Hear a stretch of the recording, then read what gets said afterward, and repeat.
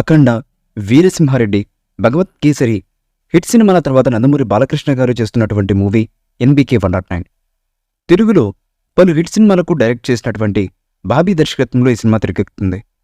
ఈ సినిమాకి ముందు నుంచి అనేక పేర్లు తెర మీదకి వచ్చాయి. కానీ ఫైనల్గా ఈ సినిమాకి డాకు మహారాజ్ అనే పేరు ఫిక్స్ చేశారు మేకర్స్. అధికారికంగా ఈ రోజు అనౌన్స్మెంట్ చేశారు.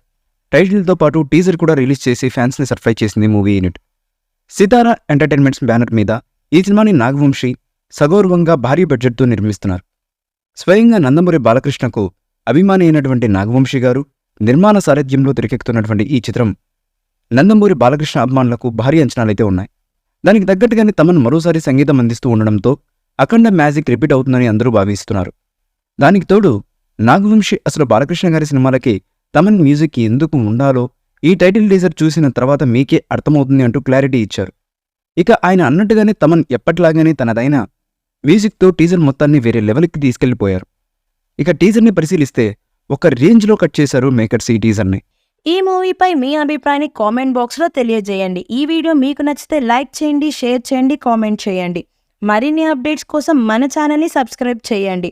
అలాగే పక్కనే ఉన్న గంట సింబల్ని గట్టిగా కొట్టండి.